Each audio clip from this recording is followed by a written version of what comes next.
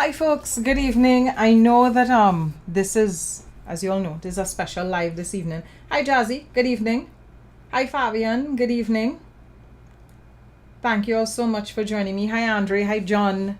Thanks folks for showing up this evening. So this is a special live, and it is because a friend of mine, a friend of the Newsauce family, Antonio Declan Ross, reached out to me and asked me if I wanted to do an interview with Jereem, and I said I mean, if I want to do an interview with Jereem, who wouldn't want to do an interview with Jereem at this point in time?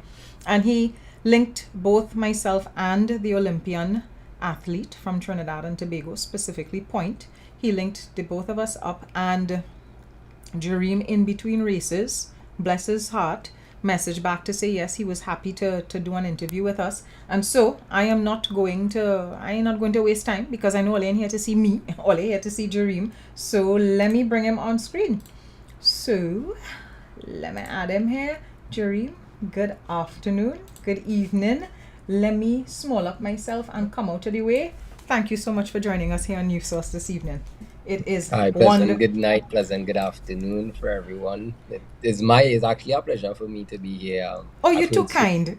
You're so too much kind. about this show, so it's a pleasure to be here. You are too kind. Thank you so much for saying that, and of course, good evening to your family, and especially to your sister, who's a fan of the show. Yeah, So, she's a big fan. so how you feeling? Because you sound mellow, like thoroughly mellow. But how are you feeling? Um, this one actually take a little while for me to wind down from. Usually my coach gave us as athletes some really good advice that don't let the highs get too high and don't let the lows get too low. Try to live in perfect balance. But just a few days off of Commonwealth, I'm still trying to bring myself to the reality that I am Commonwealth champion once again, and I was able to get two medals. So it's an exciting feeling. It is a surreal feeling. Sometimes I feel like I'm dreaming in a sense.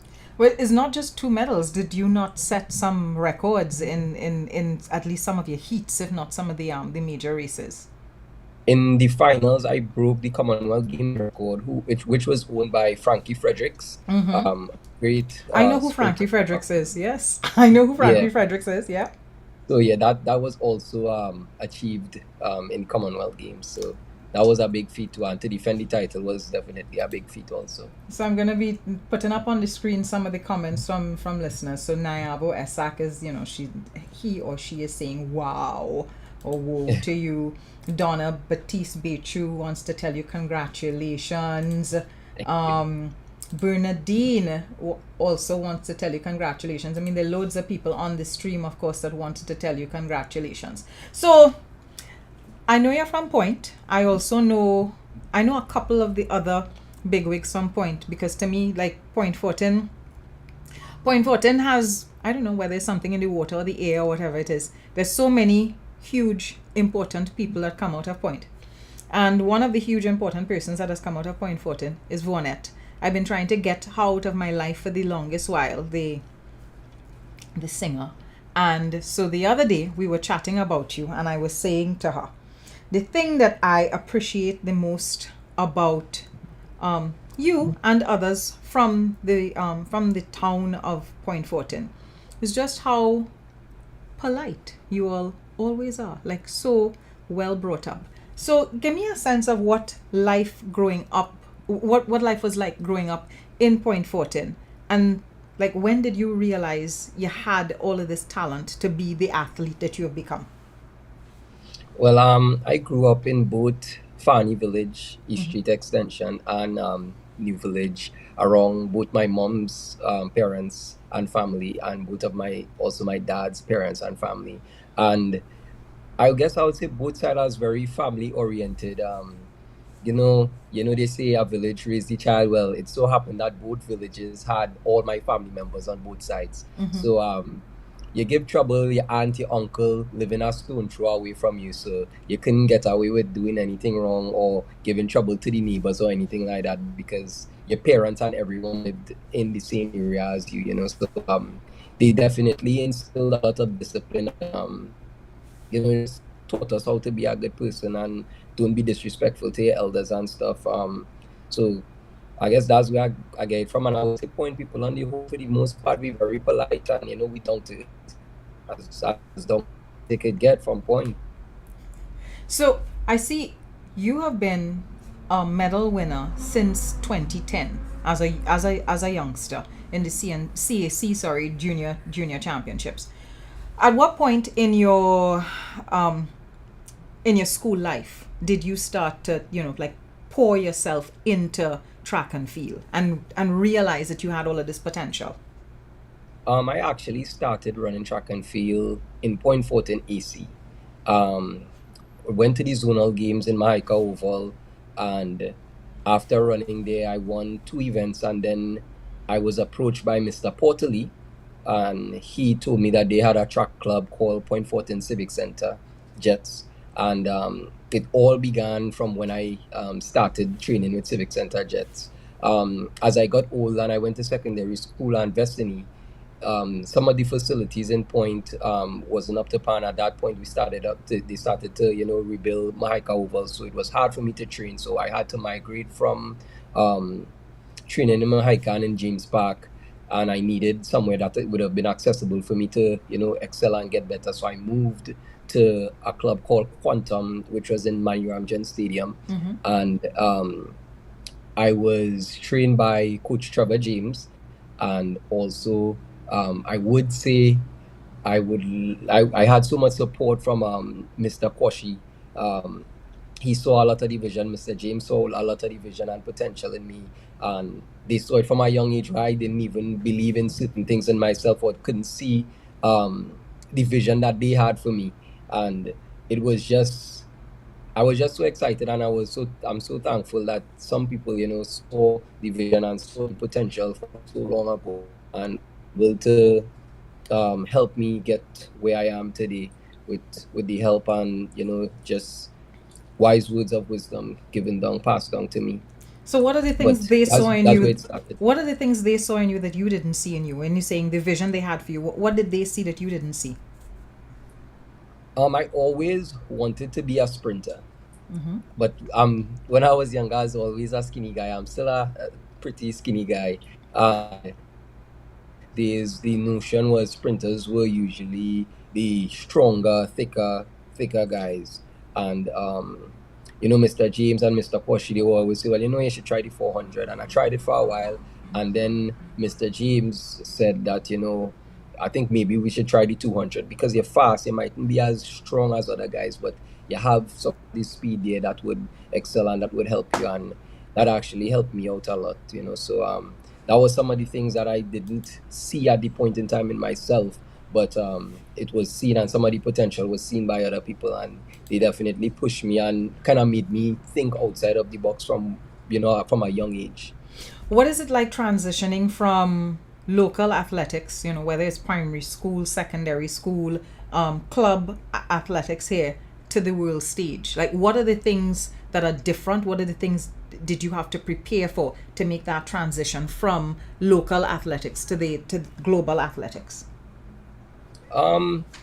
Luckily enough, when I was a junior athlete, I had the ability to make and the opportunity to make some of the senior teams, not some of the bigger senior teams, but I was able to compete in Penrith.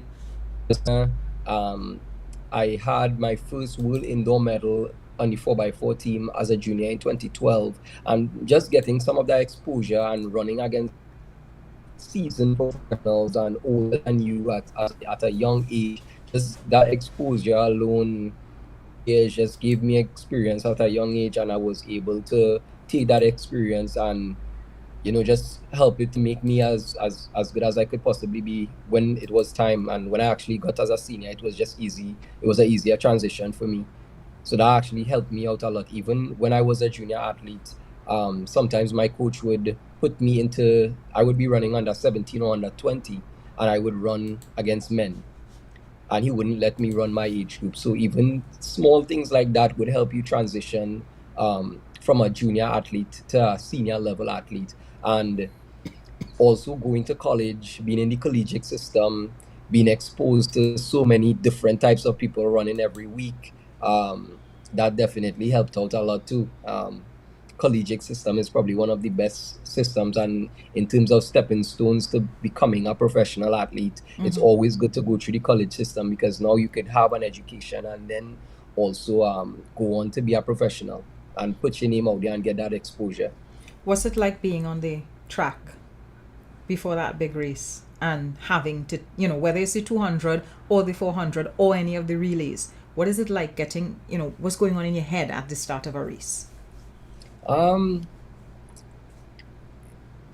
When I was younger, I actually used to get really, really nervous. And, it was very difficult for me to calm my senses and take control of my own mental battles, and then come to the sense that it's time for you to, compete. So you need to take control.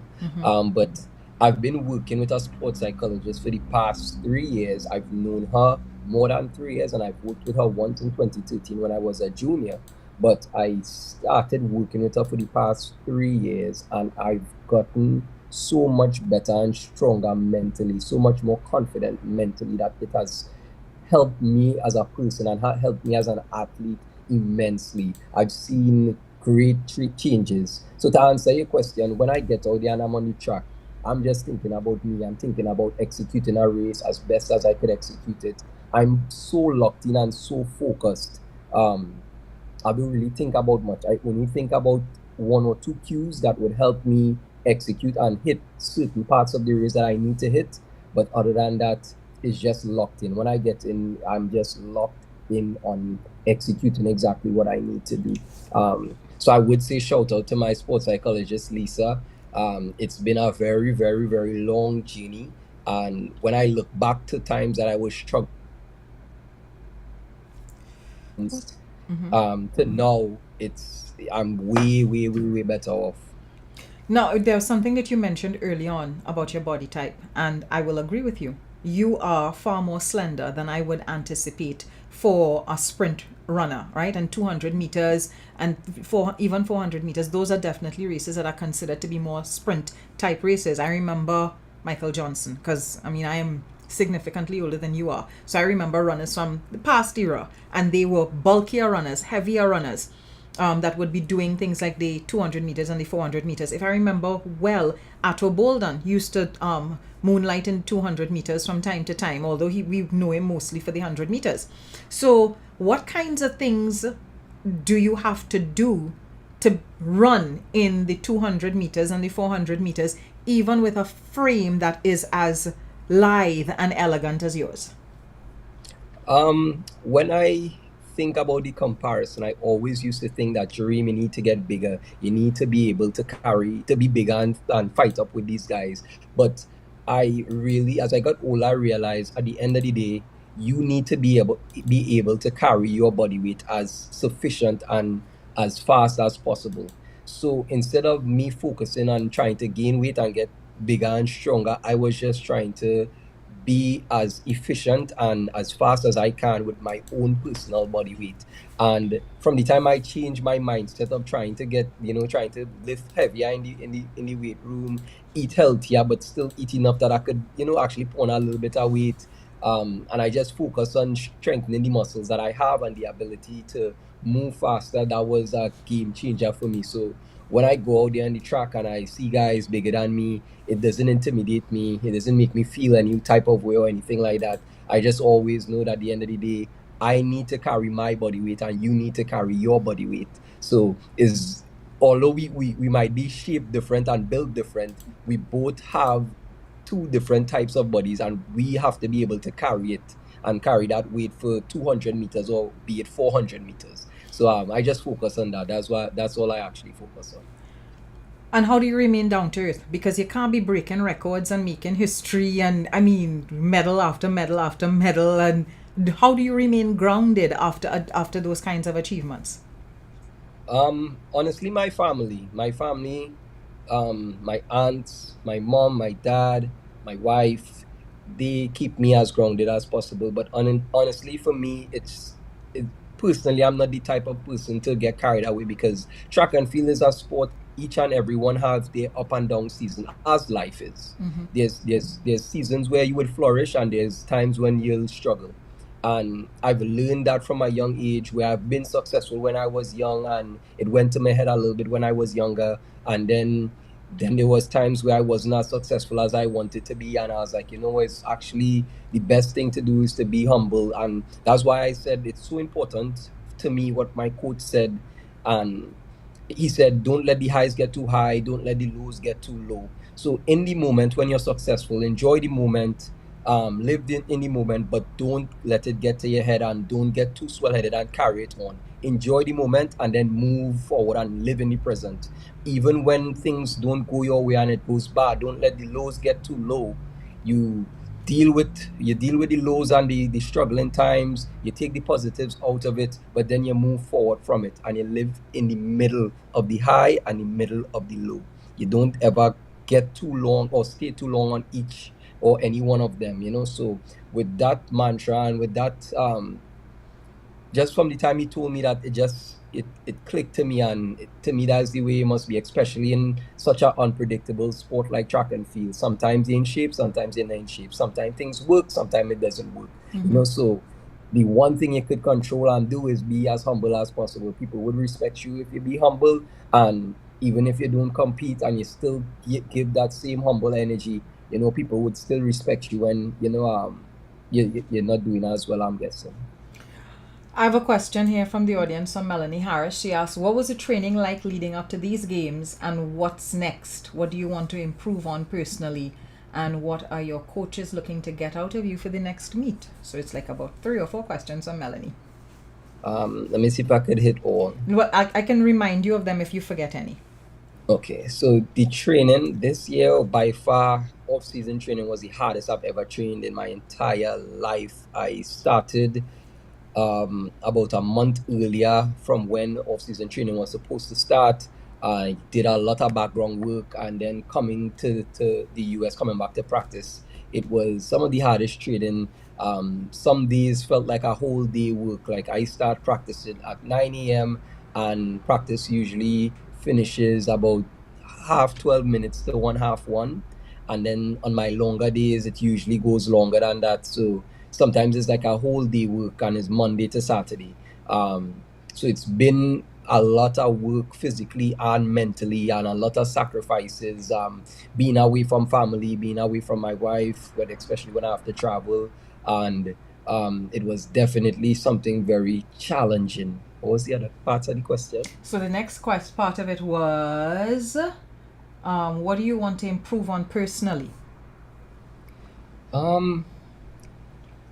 Honestly, at the end of the season, I would definitely have to take a hard look in the mirror and see what else could I improve on, because I would say this was the best season I've ever had in my life, and it's going to be very hard for me to sit down and judge it as a whole right now and see what I could have improved on, because to me, as of now, I felt like I've done everything possible that I could have done to be where I am today. I've worked very hard. I've made a lot of sacrifices. I spent a lot of time mentally and physically towards my craft, and I'm seeing the benefits of it right now.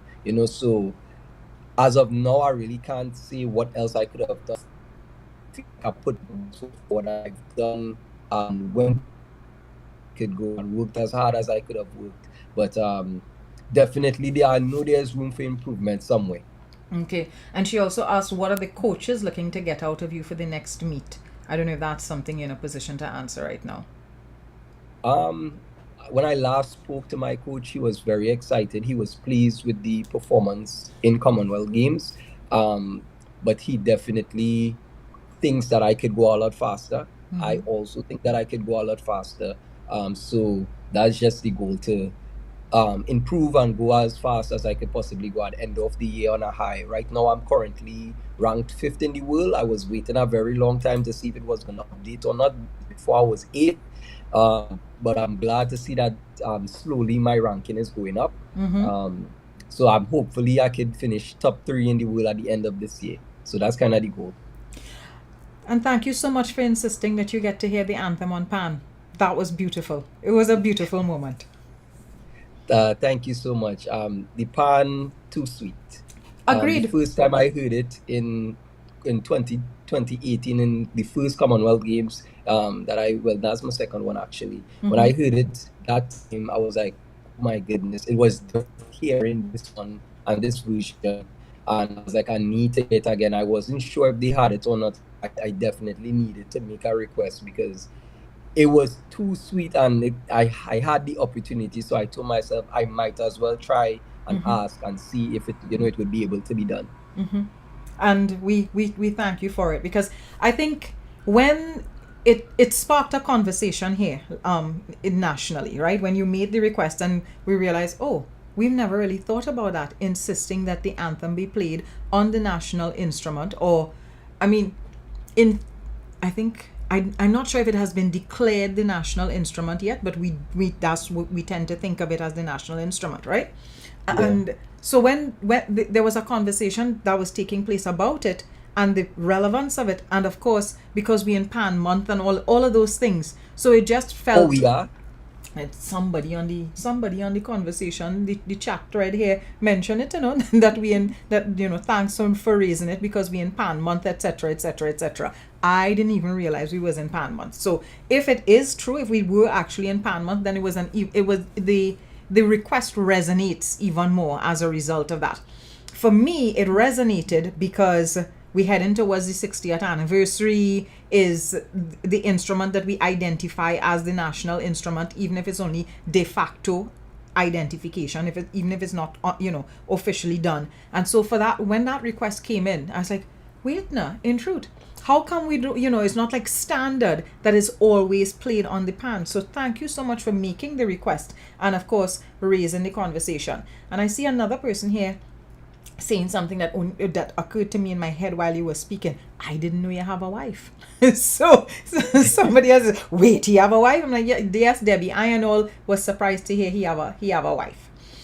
So there's not too much more that I want to harass you about. I feel you've explained how you're so cool and calm. One of the listeners here wanted to know, when you're starting a race, what exactly are you gazing at down the track? Because she's like, at the start of every race, you are fixed on further down the track. So what are you looking at? So my wife actually asked me the same question. She's like, why you go down and do that? I recently just started to do that. The reason why I do that is because the other competitors usually take very long to go down in the blocks and get settled. So I usually just stay and I'm actually looking at them to see when they get into the blocks. So then I could proceed into the blocks, because I usually don't like to get into the blocks first and then need to wait on everyone to get theirs adjusted. So I go in last, and then by the time I'm in, I'm already set and ready and I don't have to wait on anyone else. It is refreshing to listen to an athlete talk about the importance of the mental side of preparation. Because thus far, we haven't really talked about things like diet and training. You have talked a lot about your mental readiness for a race. So are you thinking of heading in the direction of sports psychology at all? Or is that something that you're interested in? I wouldn't say yes, but I wouldn't say no. I definitely think I can help out athletes. I would more say mentoring younger athletes. Right. Because I feel like I've learned so much over the years, being exposed to different people, different cultures, from going to college, from traveling all over the world. And one thing I know for sure is athletes and the struggles that we have mentally, especially when it comes to getting prepared for a race. The rush and the feeling that you have inside is a mixture of emotions, and it could either make you or break you as a person, because you're feeling nervous and excited at the same time. And if you do not take control of your emotions and your thoughts, it would just run amok in your brain and you would basically go on the line and panic. And I've learned to control it so well. I feel like all these skills that I've learned with my sports psychologist, it would serve no purpose if I have all these skills by myself and I don't help younger athletes and help them understand how to deal with certain things also. As we're talking about that, can you share like just one tip for how to deal with nervousness? And I'm asking this as somebody who, I get nervous every single time I have to get in front of a camera, believe it or not. So what's one tip for how you deal with on the spot nervousness? I could actually speak with relativity to track and field. Mm-hmm. And maybe you could interpret it in Yeah, your I own can take field. from it what will work for me. Uh-huh. But for me personally, when I go out on the track and maybe negative thoughts hit me or nervousness hits me, and I start thinking about all kind of different scenarios, I tell myself at the end of the day, I could control what I could control. I could control me, I could control my feelings, I could control how well I execute. Why am I worrying about who's in the race or what might happen? A lot of times when we are nervous about something we care about, we usually think about what if something bad happens. And I've trained myself to think, but what if something good happens? Ah, We always think about the what if something bad. We always think yes. about worst case scenario, but we never think about best case scenario. And I've trained myself and talking to my psychologist, I've learned how to think positive and give yourself the best chance possible to be successful. Also, another big thing that was really helpful to me was getting rid of the fear of failure. Mm-hmm. A lot of times when we care about something, we don't want to fail, and we're so scared about failing, we don't think about being successful. Mm-hmm. We don't think about executing or doing stuff the right way because we're scared of failure. If you take out the fear of failure and you just go into it and you say, well, okay, I'm gonna put my best foot forward. If it doesn't work out, it doesn't work out, and I accept that. Mm-hmm. You would execute it with less stress. So that's kind of how I approach racing all the time. I just isolate myself and say, well, I'll take control of the things that I could control and leave the rest up to God, because if I can't control what anybody else do in the race, but I could sure well control what I could do. Gotcha. Corey Vincent wants to know what's the story behind your nickname, The Dream. I actually first heard that name when I went to South Plains College in Lebanon, Texas. One of the guys on the track team named Brian Smith, he was the first person I ever heard call me the Dream. But locally, Kwame Lawrence was the first person to call me that, and he had no connection to Brian.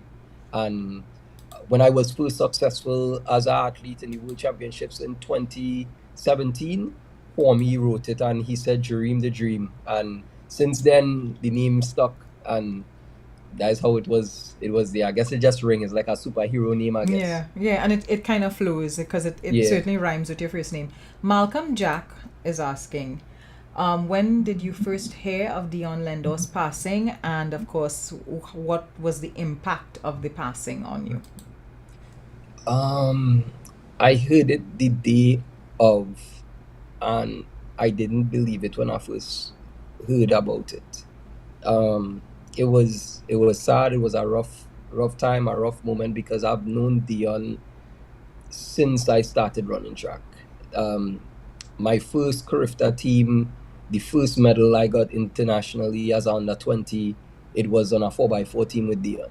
Mm. Um, I feel like a lot of people, and track and field is not a big sport in Trinidad and Tobago in terms of the local man on the ground, what how knowledgeable he is about track. Mm-hmm. But Dion was a superstar. In the US, when he was going to college, everyone knew who he was. He was a superstar more in the US than in Trinidad. Right.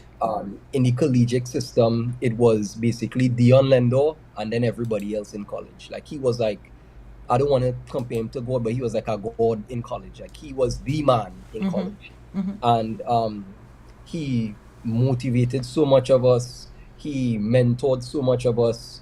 And, it was just a sad thing for him to pass. To this day, I still do really, my mind's still trying to come to terms with it, because he was such a electrifying person, such a charismatic guy. Like he could talk to anybody and make them smile and make them laugh and enjoy being around him. You know, um, so that's why it's so hard to sit down and think that he's not here anymore, because the vibe and energy that he used to bring to us is unmatched to anyone. I've never met anyone like him. It's just a hard pill to swallow that it actually happened, but I really and truly appreciate the effect that he's had on our lives as athletes. And I do associate a lot of the success that I had this year to him, because he's motivated me even in his passing. Um, in times when I'm in practice and I'm tired, I sit down and I tell myself, you had to get up, you had to train hard, you had to do this for Deon. So he's been a big motivation for me this entire year. And as long as I run in track and field, I don't want anybody to forget who he was and what he's done for the country. Because as I say, track and field is not the biggest sport in Trinidad and Tobago in terms of the man on the ground, how knowledgeable he is about the people that run for Trinidad and Tobago. And I would always talk about him because I want people to remember him and remember what he did for the country and all the victories and all the doors he has opened for us as athletes. From Trinidad and Tobago, he's done so much, and I really appreciate it. And I just wish everyone from Trinidad and Tobago would be knowledgeable about who this man was and what he stood for and what he has done as an athlete and how much he has achieved as an athlete. He was a legend. So I think this is a great note to end on, because we're talking about legends, and I feel like we're in the presence of somebody who heading towards legendary status. Jereem, I want to thank you for the time you've given us this afternoon, for the interesting conversation about the importance of mental health when you're getting prepared for physical, these physical activities. One of the persons on the chat here says, yes, it is Pan Month and tomorrow is Steel Pan Day, like National Steel Pan Day, the 11th of August. So I'm clear on that now. Thank you for that, folks. And I want to thank you, Jereem, for the inspiration that you've been to us, these past years. Because it's not just this month, it's these past years since you hit the world stage as an athlete, as a sportsman, and of course, for coming and sharing of yourself with us in such a sweet and engaging way. So thank you so much for the time this evening. Thank you so much. It was a pleasure being here. Yeah. Enjoy the rest of the evening. Shout out to your sister. Say hello to your sister for me. And of course, from all of the women on the live, good evening to your wife. All right, love. Take care. Bye. All right. Thank you. Bye. So, folks, that was Jereem Richards, our Olympian, our champion, our 200 meters and 400 meters champion. I thought you all would enjoy having a conversation with him. So, take care. Bye.